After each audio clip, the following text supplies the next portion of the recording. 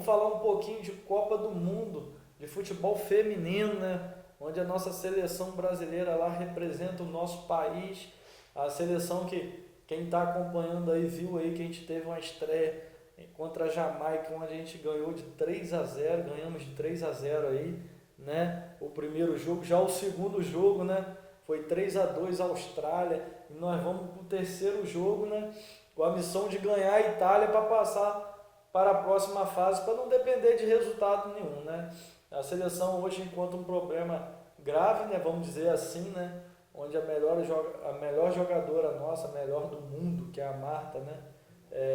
Encontra problemas físicos, né? Mas o Vadão está muito otimista pela essa volta da Marta, né? Eu acho que é vamos dizer assim, uma carta na manga da seleção brasileira para poder se classificar para a próxima fase da Copa do Mundo, né?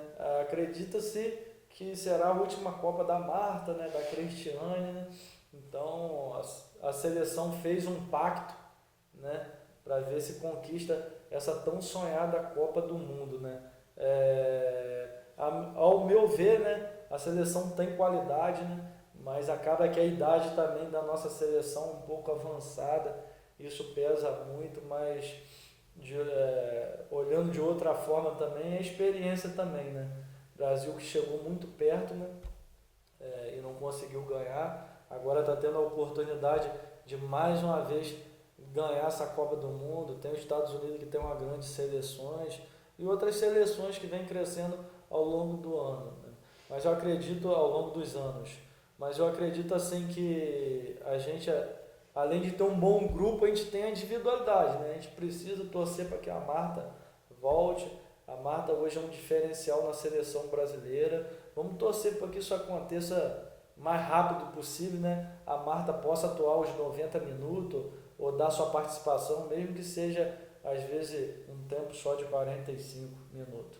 Vamos também agora passar um pouquinho também na Copa América que está acontecendo no Brasil, onde a nossa seleção teve um grande desfalque, né? Vamos dizer assim, tá mais ou menos igual que está a seleção feminina, né? Perdemos a camisa 10 lá, né?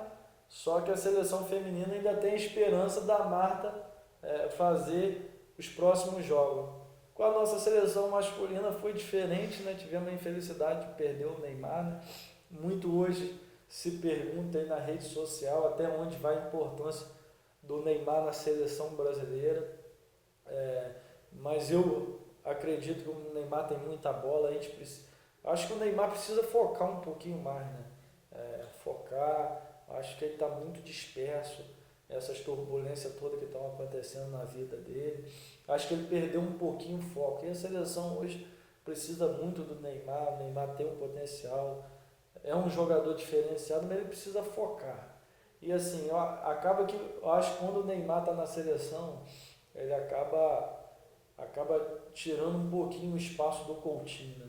Como a gente pode ver, a partida de saída do Neymar, o Coutinho cresceu de produção, é um excelente jogador. A gente pode ver, acho o lado positivo dessa Copa América, a gente pôde ver o Richarlison crescendo muito.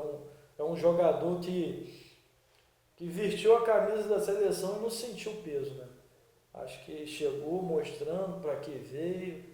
Então a gente tem tudo também para fazer uma boa Copa América. Eu discordo um pouquinho do Tite, né?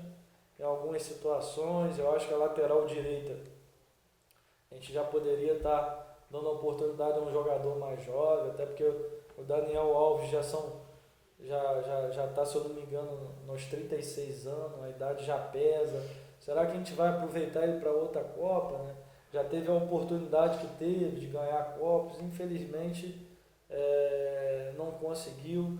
Então eu acho assim, seleção Thiago Silva, acho também com a idade um pouco avançada. Algumas situações do Tite eu não entendi, né? Eu acreditava numa mudança maior depois da Copa do Mundo, onde, vamos dizer assim, que foi um fracasso para a seleção brasileira, né? Mas é ele que é o treinador lá, ele está o dia a dia, né? Está tentando fazer o melhor, por mais que eu discorde em algumas situações. Eu acho que a gente tinha que rever um pouco o conceito do futebol brasileiro. Eu acho que, para vocês telespectadores, entender o que eu estou falando. Eu acho que muito tempo os outros países se espelharam no futebol brasileiro porque ganhava tudo. Você vê a Alemanha hoje que deixou um futebol de força para um futebol de 2 toques, né? A própria Espanha, que há 4 anos atrás jogou como se a seleção brasileira jogasse há anos atrás, e o Brasil, que ganhava tudo, começou a se espelhar na Alemanha, começou a se espelhar na Inglaterra, que era um futebol de força. Então, eu acho que assim, a gente tem que mudar, a gente tem que voltar às nossas origens, entendeu? A Inglaterra jogou com ponta a vida toda, aqueles ponta forte, que imprimia velocidade, mas limitado tecnicamente.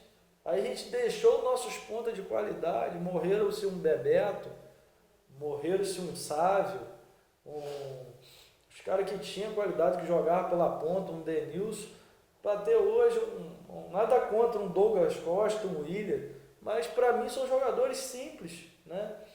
E outra coisa, né? A gente perde o jogador hoje muito cedo para o futebol europeu, né? Às vezes o garoto sai com 15 anos, você para e analisa o seu filho em casa. Será que o seu filho tem uma personalidade formada com 15 anos? Com 14? Às vezes o garoto sai com 12. Futuramente, quando ele chegar a 18, 20 anos, que ele ficar 10 anos lá nos Estados Unidos, ou 10 anos na Inglaterra, na Espanha, será que a cultura dele não vai mudar um pouquinho? Eu acredito que sim, né? Mas o que isso pode influenciar alguém? A ligação é muito menor, entendeu? Com o nosso país. Então eu acho que perde um pouquinho de identidade. A seleção, o que eu noto nos últimos anos, não tem mais o brilho que tinha, o brilho, entendeu? Então eu acho que a gente está perdendo um pouquinho, e isso é inevitável. Hoje o garoto faz um jogo, ele estoura, vai lá para fora, fica 10 anos lá, não adianta. Ele vai acabar a idade mais importante, que é de 15 a 18 anos, que ele está formando a personalidade dele, ele está fora do país, vivendo outra cultura, outras coisas, em vez de estar no Brasil. E a gente é um país, assim, eu sempre que acompanhei a seleção brasileira, um país com garra, um país cheio de brilho no olho, brilho mesmo, de poder ganhar, de poder mostrar a força do país, de levantar a nossa bandeira, né? Como eu sempre digo, né, a gente mudando um pouquinho, né, eu considero o Ayrton Senna hoje, para mim, foi o maior esportista de todos os tempos. Por quê? Porque ele reflete ele refletiu, né, o que é o povo brasileiro. É um povo de garra, um povo que tem orgulho da sua bandeira. Eu acho assim, o futebol brasileiro está perdendo um pouquinho isso, né? Acho que a gente tem que voltar um pouquinho, pensar que a gente tem que botar a cabeça no lugar, igual o Neymar, focar um pouquinho mais, saber que tem um povo que torce, um povo que se apaixona, que se emociona, que sofre também na derrota, né? Às vezes tem essa distância muito grande do atleta profissional do torcedor, mas eles têm que entender que o povo cobra e que o povo tem um sentimento também que espera muito dele, né? Então, assim, eu acredito assim que a gente dependa muito do Neymar, mas que o Coutinho vai crescer muito nessa Copa América,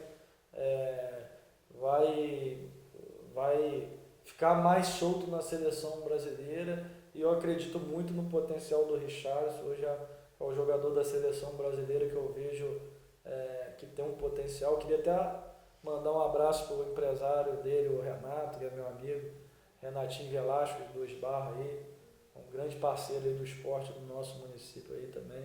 Abraço aí, Renato. E já como o Neymar está sempre falado, né, já tem a notícia aí que o Neymar tá de saída do PSG, né, acertando o seu retorno para o Barcelona. Tomara que isso aí traga bons fluidos para o Neymar, né, se é que é verdade, né? A mídia hoje especula muita coisa, né? Se for verdade, tomara que ele reencontre o caminho do futebol. Eu acho que é um garoto que tem um potencial, só precisa focar um pouquinho mais. E a gente aí estamos indo para o terceiro bloco, onde a gente vai estar recebendo aí os dois corredores de São João Batista aí que já foram campeões, o Sigmar e a Cidalina, são dois irmãos, dois campeões aí da São João Batista aí. A gente vai estar trazendo um pouquinho, fazendo umas perguntas sobre a prova que acontecerá no dia 24 agora, na segunda-feira de festejo de São João Batista. Aguarde aí que o terceiro bloco já está de volta.